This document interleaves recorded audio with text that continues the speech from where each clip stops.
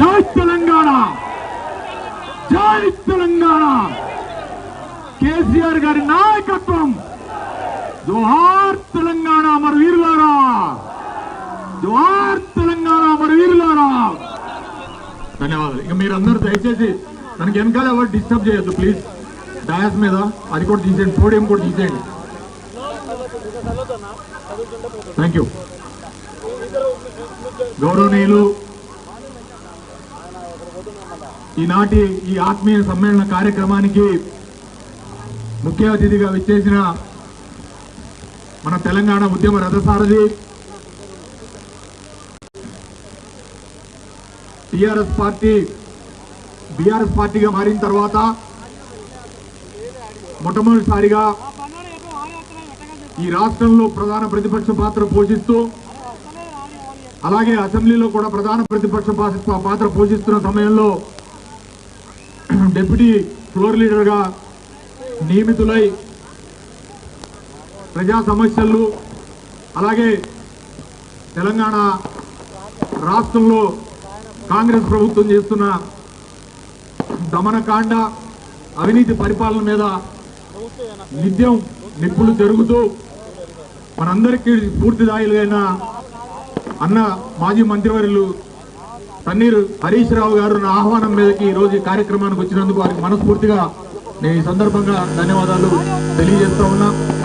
వేదిక మీద ఉన్న మిత్రులు, పెద్దలు, రాజ్యసభ సభ్యులు వద్దిరాజు రవిచంద్ర గారు, మాజీ పార్లమెంట్ సభ్యులు, మన ఫ్లోర్ లీడర్గా పనిచేసిన నామా నాగేశ్వరరావు గారు, మన జిల్లా అధ్యక్షులు మరియు ఎమ్మెల్సీ గారు తాతా మధుసూదన్ గారు, శాసనసభ్యులుగా సుదీర్ఘకాలం పనిచేసిన గొప్ప అనుభవం ఉన్న సీనియర్ నాయకులు సండ్ర వెంకటేశ్వరయ్య గారు, అలాగే వేదిక మీద ఉన్న మాజీ శాసనసభ్యులు తాటి వెంకటేశ్వర్లు గారు, మాజీ జెడ్పీ చైర్మన్ గారు లింగాల కమల్ రాజు గారు, మాజీ శాసనసభ్యులు మెచ్చ వెంకటేశ్వరరావు గారు, మెచ్చ నాగేశ్వరరావు గారు, అలాగే తాటి వెంకటేశ్వరరావు గారు మాజీ శాసనసభ్యులు, దాంతోపాటుగా మాజీ గ్రంథాలయ సంస్థ చైర్మన్ గా చేసిన దిండిగాల రాజేందర్ గారు, మాజీ మార్కెట్ కమిటీగా పనిచేసిన ఆర్జేసి కృష్ణ గారు, అలాగే మిత్రులు మరి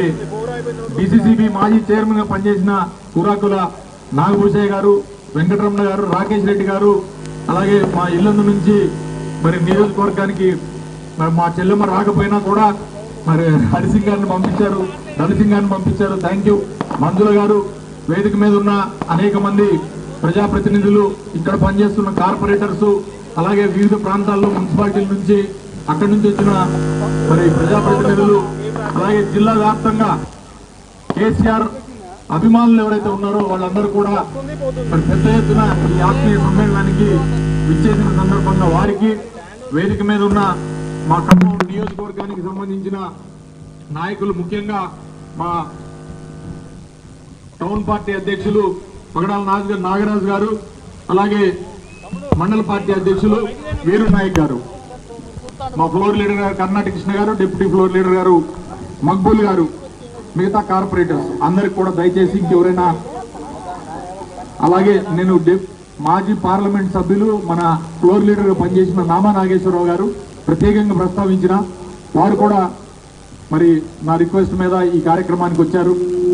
ఈ కార్యక్రమం ప్రధాన ఉద్దేశం మిత్రులారా, ఒక్కసారి ఈ ఆత్మీయ సమ్మేళనాన్ని ఏర్పాటు చేసుకోవడానికి కూడా కారణం బీఆర్ఎస్ శ్రేణులు, మన జిల్లా వ్యాప్తంగా ఉన్న బీఆర్ఎస్ శ్రేణులు ఎవరైతే ఉన్నారో వాళ్ళందరికీ కూడా రేపు రాబోయే ఖమ్మం కార్పొరేషన్ ఎలక్షన్స్ కానివ్వండి, లేదా రేపు వచ్చే ఎంపీటీసీ జెడ్పీటీసీ ఎలక్షన్లకు కానివ్వండి, మన కార్యకర్తలకి, నాయకులకి ఉత్సాహం నింపే విధంగా హరీష్ రావు గారిని ఖమ్మం తీసుకొచ్చి వారిని మనందరికి కూడా మోటివేషనల్ గా ఈ కార్యక్రమం ఉండే విధంగా హరీష్ రావు గారిని ఇన్వైట్ చేయడం జరిగింది తప్పితే నేనేదో జన్మదినాలు చేసుకుంటాను కానీ ప్రత్యేకంగా చేయలే. కాకపోతే యాదృచ్ఛికంగా నా జన్మదినమే కాకుండా నాకు 60 ఏళ్ళు నిండిని, దాంతో పాటుగా మీ అందరి ఆశీర్వాదంతో, ఆశీర్వచనంతో మళ్ళీ మీ అందరి కోసం అని చెప్పి ఈ రాష్ట్రంలో కేసీఆర్ గారిని మళ్ళీ ముఖ్యమంత్రి చేసే వరకు మడం తిప్పకూడదు. ఏమైనా పర్లేదు, ఇక నాకున్న కోరిక అది ఒకటే. కాబట్టి దాన్ని నా ఈ 60వ జన్మదినం సందర్భంగా మీ అందరి ద్వారా ఖమ్మం జిల్లా ప్రజలకు తెలియజేయాలనే ఉద్దేశంతో ఈ ఆత్మీయ సమ్మేళనం ఏర్పాటు చేశాం. ఇంత పెద్ద ఎత్తున వచ్చినందుకు మీ అందరికి కూడా ముందుగా శిరస్సు వంచి నా నమస్సుమాన్యాలు తెలియజేస్తా ఉన్నాను. మిత్రులారా, మీరు ఇక్కడ ఉన్న వాళ్ళు మొక్కుకోకండి. మిత్రులారా, ఇవాళ ఈ కార్యక్రమం అయిన తర్వాత దయచేసి అందరు కూడా భోజనాలు ఉన్నాయి. అది అయిన తర్వాత మిమ్మల్ని అందరినీ కూడా నేను పర్సనల్గా కలుస్తా. ఇక్కడే ఉంటా. ఏ సమయమైనా కూడా భోజనాలు చేసేవాళ్ళు చేసి తర్వాత రావచ్చు. ముందుగా నేను ఒక 5 నిమిషాలు మాట్లాడిన తర్వాత ప్రధాన వక్తలు మాట్లాడి 2 నిమిషాలు మాట్లాడాక మన హరీష్ అన్న మనకి ఒక మంచి మోటివేషనల్ స్పీచ్ ఇవ్వాలనే ఉద్దేశంతో వారిని పిలవడం జరిగింది. మిత్రులారా, యాదృచ్ఛికంగా ఇదే ఏప్రిల్ 23వ తారీఖు నాడు ఇంకో 2-3 రోజుల తర్వాత నా ప్రయాణం బీఆర్ఎస్తో మొదలై కూడా దశాబ్ద కాలం అయిందని చెప్పి ఈ సందర్భంగా నేను తెలియజేస్తా ఉన్నాను. 2016లో ఇదే ఖమ్మంలో ప్లీనరీ జరిగినప్పుడు ఆ రోజు ప్లీనరీ కన్నా ముందు మరి కేసీఆర్ గారితో నడవాలని, కేసీఆర్ గారితోని ప్రయాణం సాగించాలని ఆ రోజున నేను టీఆర్ఎస్ పార్టీలో చేరిన. హరీష్ అన్న దగ్గర నుండి చేర్పించిండు నన్ను ఆ రోజున పార్టీలో. ఆ రోజు నుంచి ఈ రోజు వరకు కేసీఆర్ గారు అంటే లేదా టీఆర్ఎస్ పార్టీ గతంలో కానీ ఇప్పుడు బీఆర్ఎస్ పార్టీ అంటే నాకు వల్లమాలిన అభిమానం. నాకు ఈ పార్టీలో పనిచేసే ఒక సదవకాశాన్ని, దాంతో పాటుగా అత్యంత తక్కువ సమయంలోనే ఈ రాష్ట్రంలో ఒక గొప్ప మహనీయుడు, రాష్ట్రం కోసం పోరాడిన ఉద్యమ నేత కేసీఆర్ గారు లాంటి ముఖ్యమంత్రి గారి కేబినెట్ లో మంత్రిగా పనిచేసే ఒక అవకాశం కూడా కేసీఆర్ గారు ఇచ్చారంటే మీరు ఆలోచించవచ్చు ఎంత తక్కువ సమయంలో నాకు పార్టీ ఇంత ఆదరణ ఇచ్చిందనేది. ఏ పార్టీ అయితే ఈ తెలంగాణ కోసం అని చెప్పి ఆ రాహం కొట్లాడి అనేక కుట్రలను ఛేదించి 14 సంవత్సరాల పాటు ఉద్యమాన్ని ఉర్రు తొలగించినప్పుడు కేసీఆర్ గారికి వ్యతిరేకంగా, టీఆర్ఎస్ పార్టీకి వ్యతిరేకంగా తెలంగాణ ఉద్యమాన్ని ఏ రకంగా అణచాలనే ఒక కుట్రపూరితమైన రాజకీయాలతోని 14 సంవత్సరాల పాటు కేంద్రంలో ఉన్నప్పుడున్న యూపీఏ ప్రభుత్వంలో సారథ్యం వస్తున్న కాంగ్రెస్ పార్టీ గత చరిత్ర మీ అందరికీ తెలుసు. ఇచ్చినట్టే ఇచ్చి 2009లో తెలంగాణని అనౌన్స్మెంట్ చేసిన తర్వాత మళ్ళీ వెనక్కి తిరిగి 5 సంవత్సరాల పాటు కృత్రిమమైన ఆంధ్ర ఉద్యమాన్ని మళ్ళీ మొదలుపెట్టి ఇక్కడ అనేక మంది యువకుల చావుకి కారణమైన కాంగ్రెస్ పార్టీని మనం ఎప్పుడు కూడా క్షమించకూడదనే విషయాన్ని ఈ సందర్భంగా మనం గుర్తు చేసుకోవాల్సిన అవసరం ఉంది.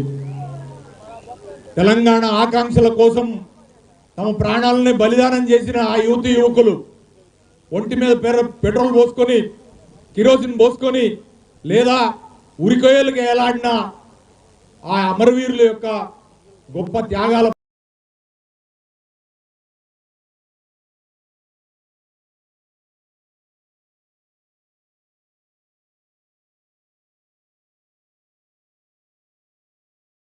ఫలితం.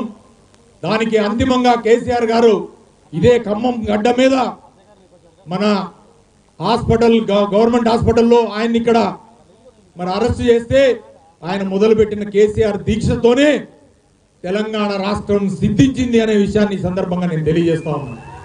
దానికి అంకురార్పణే ఖమ్మం జిల్లా. చాలా మంది అంటారు ఖమ్మంలో లేదా ఖమ్మం జిల్లాలో ఉద్యమం ఎక్కడుండే అని. ఉద్యమం ఎక్కడుండే అంటే కేసీఆర్ గారు ఇక్కడ ఏ రోజైతే దీక్ష చేపట్టిండో ఆ రోజుకే ఈ రాష్ట్రంలో బలమైన తెలంగాణ ఆకాంక్ష ఉన్న తెలంగాణ వాదులు అనేక మంది, వేలాది మంది ఉన్నారు. ఒక సరైన దిశానిర్దేశం అప్పుడు ఉండకపోవచ్చు, కానీ ఎలక్షన్లలో మనకి సరైన రిజల్ట్ రాకపోయి ఉండొచ్చు. కానీ ఖమ్మం జిల్లాలో తెలంగాణ సెంటిమెంట్ లేక కాదు, లేదా తెలంగాణని అభిమానించే ప్రజలు లేక కాదు. ఒక్కసారి ఆలోచన చేయాలా. ఖమ్మం జిల్లా ఒక గేట్ వేగా ఉంది, మనకి ఆంధ్రాకి పక్కనే ఉంది. కాబట్టి ఎప్పుడు ఒక అపవాదం ఏముంటుందంటే ఖమ్మం జిల్లా వాళ్ళకి కొంత సెంటిమెంట్ తక్కువ అంటారు. అట్లేం లేదు. తొలి దశ తెలంగాణ ఉద్యమాల కోసం అని చెప్పి ఆమరణ నిరాహార దీక్షకి పూనుకున్న అన్నాబత్తుల రవీంద్రనాథ్ గారిది ఈ ఖమ్మం జిల్లానే ఈ సందర్భంగా నేను తెలియజేస్తా ఉన్నా. వారితో పాటుగా అనేక మంది తెలంగాణ మళ్ళీ తొలి దశ ఉద్యమంలో పనిచేసిన నాయకులు ఖమ్మం జిల్లా చరిత్ర ఉంది. ఇక్కడికి ప్రజలకు సోయ ఉంది, ఇక్కడ ప్రజల్లో చైతన్యం ఉంది. ఆ చైతన్యాన్ని మనం ఒడిసి పట్టుకోవాల్సిన అవసరం ఉంది అంతే. సరే, కొన్ని దశాబ్దాల పాటు ఈ జిల్లాని కమ్యూనిస్టులు కానీ లేదా ఇతర పార్టీలు కానీ వాళ్ళ ప్రభావం చూపించడం వల్ల కొంత వాక్యూమ్ ఉండొచ్చు కాక, కానీ బలంగా తెలంగాణ రాష్ట్ర సమితి 2018 వరకు లేని తెలంగాణ రాష్ట్ర సమితి బలంగా వేణులుకుంది. తర్వాత 2018 నుంచి 2023 వరకు జరిగిన పరిపాలనలో మన ఖమ్మం జిల్లాలో జరిగిన ఒక అద్భుతమైన ఘటన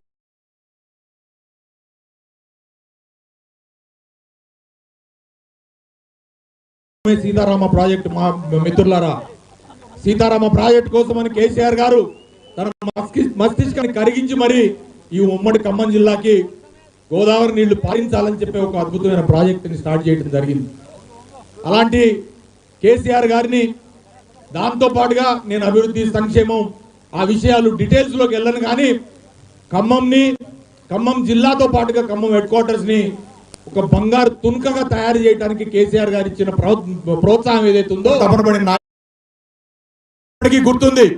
2023 సంవత్సరంలో జనవరిలో మనం ఇక్కడ కలెక్టరేట్ ఓపెన్ చేసుకున్నప్పుడు 4 లక్షల మంది ప్రజానీకం పెద్ద ఎత్తున ఇక్కడ జరిగిన సభలో పాల్గొనడం జరిగింది. ఆ రోజు కేసీఆర్ గారు ఈ జిల్లాకి ఇచ్చిన వరాలన్నింటినీ కూడా మనం మర్చిపోవద్దు.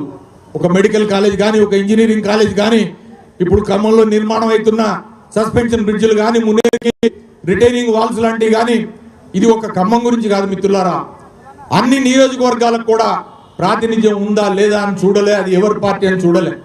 సంక్షేమం, అభివృద్ధి 2 కళ్ళుగా కేసీఆర్ గారు ఖమ్మం జిల్లాని అభివృద్ధి చేసిండ్రు.